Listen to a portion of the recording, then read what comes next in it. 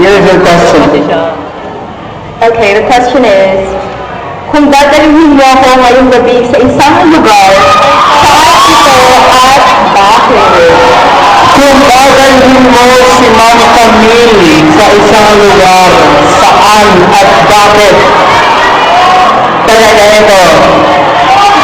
Let's begin to search the letter E. Gulat siya, no? Search the letter E. Kung dadalhin mo si Ma'am Camille sa isang lugar ngayong gabi, saan at bakit? Go, 30 seconds. Parang kinabahan na bigla. Kaya, kung ako na bagay, dadaling kita sa isang mga lugar na, sa mga lugar, no? Gusto ko ang pipiliin ko ay isang madilim. May kadugtong, tahimik, at walang tao. Bawat masarili na kita. Ito na sinasabi ko ano na yun. Yun ay ang simbahan na walang ilaw. Umasin ko. Ay talaga. Kung ito brown out, oo naman, brown out po isang gabi dito sa Okay, search the letter B. Saan lugar at bakit? Ang lugar ng bibliin ko ay walang bakit ang kwarto ko. Para maipakita ko sa iyo yung mga sulat at yung mga litrato ng inipon, litrato mo na inipon ko. At iyon ay aking pamamaraan para patunayan sa iyo ang aking kalalakihan at ang aking tunay na pagiging matutunaw na galing na lalaki. Dahil kahit lumipas ang isang gabi na magkasama tayo doon, igagalang ko ng na babae. Dahil ikaw ay aking, yun na yan. Stalker si Kuya. Stalker ka Kuya, ayos mo. Okay, search the letter C. Your answer, please. 30 seconds. Dadalhin ko si Ma'am Camille sa isang lugar malayo sa sibilisasyon, kung saan ang kapaligiran ay maganda, sariwa ang hangin, maraming mga hayop, at ang lahat ng tao ay malayo sa amin, upang kaming dalawa ay magsilbing ebat adat ng lugar na yan. Matalinhaga ang iyong mga salita. Search the letter C. Tingnan natin kung ang salita mo ay makakapanalo sa puso ng Ma'am Camille. Let's proceed. Search the letter P. Saang lugar kung dadalhin mo si Ma'am Camille at bakit? 30 seconds. Unang-una, first of all, wala pang mabati sa'yo na happy Thursday. Kami dadalhin dito sa tabing dagat. Higa tayo sa buhangin, titingin tayo sa taas. Titingin tayo sa langit. Ay, mali pala.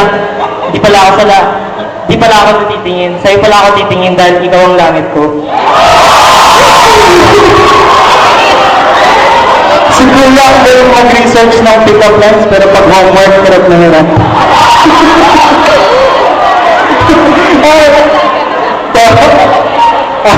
Alright, search the letter D na ba tayo? A na ba? Search the letter A. Kung dadalhin mo si Ma'am Camille sa isang lugar ngayong gabi, saan at bakit? 30 seconds, go! Saan lugar? Saan lugar natin? Walang iba kung dito sa cemetery. Bakit? Bakit cemetery yun? Kasi gusto ko ipakita kayo ng tabi na yung gusto ko patay na patay sa akin.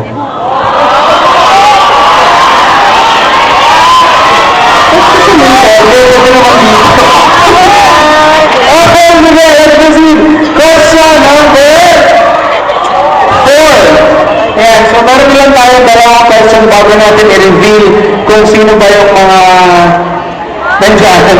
So question number 4, Ma'am Camille.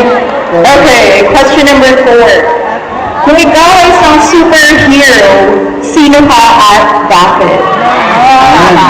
Kung ikaw ay isang superhero, sino ka at bakit? Let's go back to searching letter A.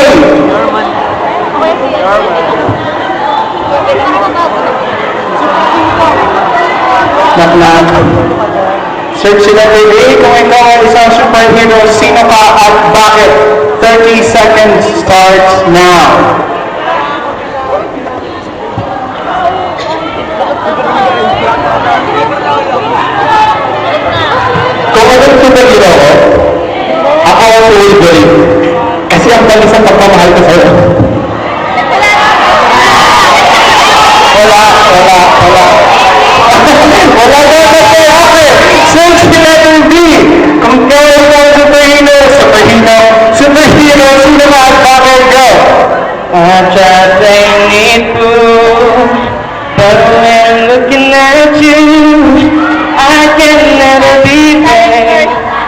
you, look my heart breaks. Ako si Superman, at ikaw ang aking kryptonite. You're my kryptonite. Pwede. Okay, ang galing mo ito. Letter C. Go. Kung magiging superhero ako magiging isa ako sa Fantastic Four. Sino sa Fantastic Four? The Thing. Yung dapat sa katawan. Pangit naman ako sa paningin mo. Babasagin ko lahat ng umaharang sa pag-iibigan natin. Walang makahawag lang. Matalala ng tatay.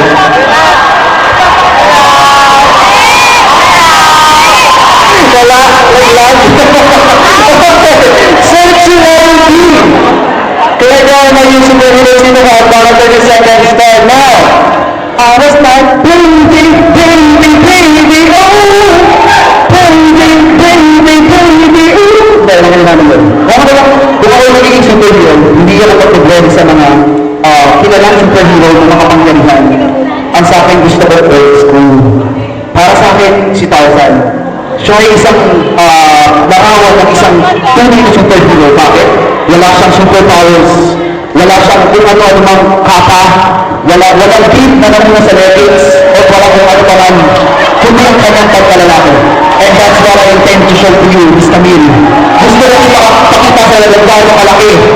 Kung gaano kalaki ang aking pagkalalaki.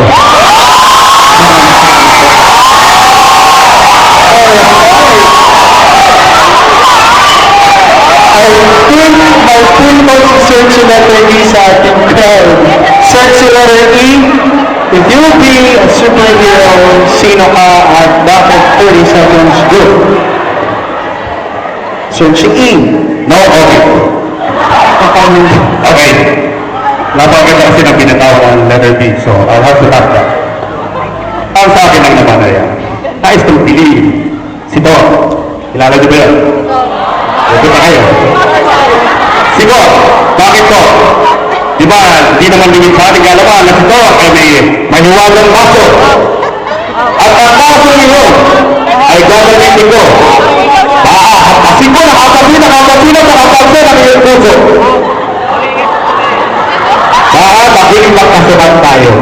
At tutong sa gano'n, daating naman ako, namamakahalin mo rin ako.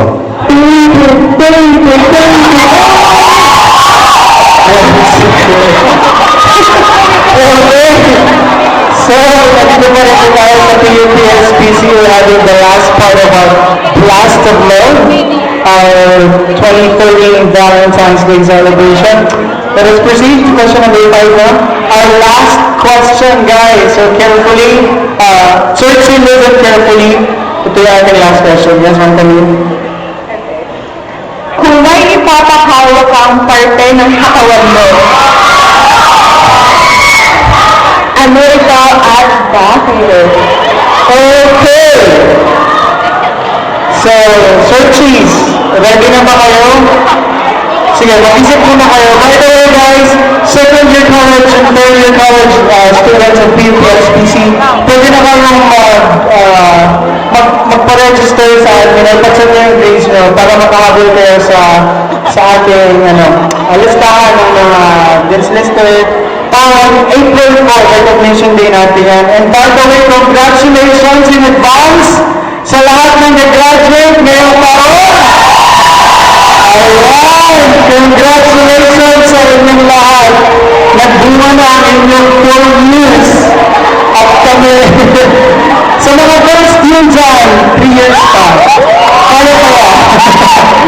And so on Saturday, post-Valentine presentation will discuss the different songs of love, 2 p.m. to 4 p.m. Alright, let's proceed. Our last question, searching letter A, please answer. Kung ang ipapahawak ka, isang parte ng katawan mo, ano at bakit? Searching A.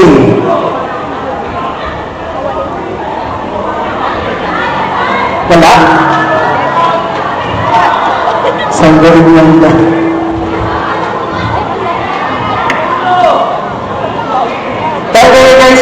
walang slot for transferee students.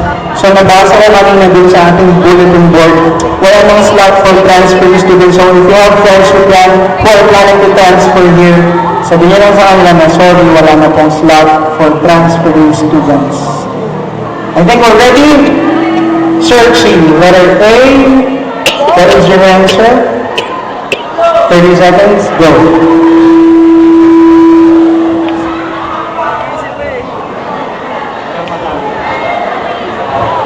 Tulog muna. Tulog muna tayo. Kung ano ba pinakatawag ko ang aking kapahawak, Here we go. yun ay ang aking dibdib. Bakit? Para maramdaman mo lagi ang tibok ng puso ko para sa iyo.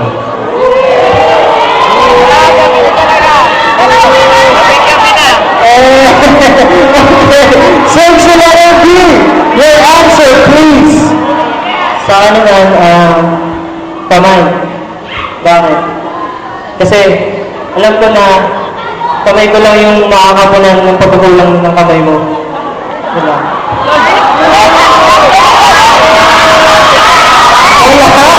Wala din! Totoo? Ang totoo ng kamay niya. Okay, search the letter C. What's your answer? Papahawa ko sa iyo ang makinis kong palad. Dahil ikaw ang gagamitin ko para gawin ang lahat para sa iyo. Handa ako magtrabaho. Handa ako magpagpapalya sa kamay, masugatan ang kamay, upang mabigay sa iyo lahat ng gusto mo. Last friend. Marinig ko na. mukhang rich kid si Sir Chilatersi, no? Kasi makinis daw ang kanyang palad. Okay, search si letter B. Kung bibigyan ko ng pagkakataon si Miss Camille na bumawal sa isang parte ng aking katawan, ang parte ng katawan na iyon ay walang iba kundi ang aking kilikili. At take note, hindi lang basta kilikili, kundi ang aking mamasamasang kilikili. Bakit? Kasi ngayon pa lamang, nag-iinit na ang aking damdamin ng pagmamahal sa kanya. Ang tanging sa namamasang kilikili ko lamang, mararamdaman niya physically kung gaano kainit ang pagmamahal ko sa kanya.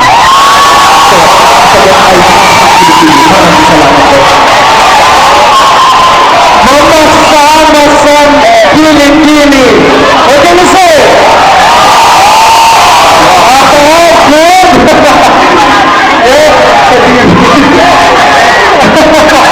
Okay, let's proceed to our search si letter E. Kung may papahawak ang parte ng iyong katawan, ano ito at bakit? Ilong? Mamasama-sang ilong?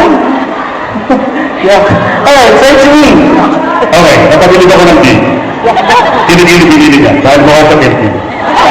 Okay, ang sa akin naman, ay napakasimple lang. Kung mayroon na lang isang parte ng katawan ko, na nais ko pahawak sa'yo, pipiliin ko ay matigas, mahaba, at maaangkahan. Ito ay walang iba kung hindi ang aking paa.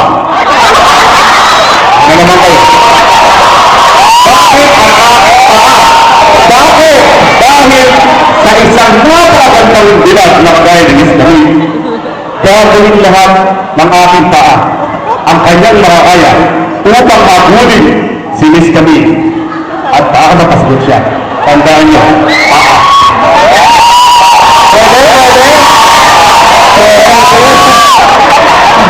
Natawa ko kay search si letter E. So, sinasabi mo search si letter E na yung search si letter D mukhang kiligili naman. Kasi mukha niya yung mapahawak. Kaya talaga. Dito na po. Nabasa ko natin. Hey, so, yan, tapos na. 5 questions. Alright, susunod kami. Nagre-request ang ating guest ngayong gabi. One more task. Sige, mga kami. Mabilisan lang. Kung i-rate mo ang kapagian mo ng 1 to 10, ano ito? Go! You have 5 seconds. Search 10 letter is the highest. Kapagian ay yung totoo. Search letter A. Kung i-rate mo ang sarili mo 1 to 10, 10 is the highest. 5 seconds now. Search letter A. Nahirapan. negative 1. Oh, nagyari lang yun. Search the letter E. 1 to 10. Rate your hands and face. Letter E ba muna? E. What to ilan? 1 to 10. 10. Bakit ka kulang yan mga kaibigan?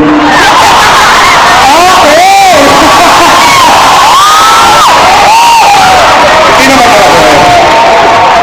Ay, kailangan ko eh. Dahil kung ipupunta nyo, ang aking itsura from 1 to 10, ay kulang talaga. Dahil ang aking itsura ay 55! Dahil yung lagi nakukuha ko ng test. Maraming salamat po. 55. Palakpakan! Alright, search the letter E. 1 to 10. 10 is the highest. Rate your face. Sige, ganda lang. Search the letter T. Letter E, kinukuha mo yung mic eh. Ganito lang naman. Ganito lang kasimple yan. In a scale of 1 to 10, I will score myself with the highest score, which is number 10. Bakit? Kasi ang tunay na kapugian, hindi lang basta physical. Kasama ang pagkikipogi ng iyong puso, dapat buong aspeto ng buhay yan. Hindi lang aspeto ng physical, hindi aspeto pag-emotional, pag-mental, at pag-spiritual. Kaya naman in a scale of 1 to 10, number 10 ang kabakuhan ko. At handa pa akong lampasan yan para lang sa iyo, Miss Camille. Ang bagong combination daw ng agwakuhan ay depende sa katabi. Okay, since you letter C, rate your face 1 to 10, go! Hindi nyo na itatanong. Dito sa loob, ako ang pinakagwapo. Kaya relate ko ang sarili ko ng 5. Yun na yan? Yun lang yun. Oh, since you letter D, rate your face 1 to 10, go! Hindi nyo na itatanong. Dahil hindi nyo talaga tinanong. I-relate ko ang sarili ko, 1 to 10, 5 lang. Just being honest. Ano daw? Just being honest. Just being honest. Okay. Okay, search the letter A. Tingin ko may sagot ka na. Rate yourself. Rate your face 1 to 10, go! Kung i-rate ko yung pagkukuha ko 1 to 10, 5 lang. Hindi sobrang gwapo, hindi sobrang pangit, sakto lang. Thank you. Okay, so I think we're done. Pipili na ang ating searcher. But before that, okay, last announcement lang tayo. So lahat na sa nag-interview, pwede na kayo magpapag na check yung grade nyo kung makakasama kayo sa Dean's Next Year.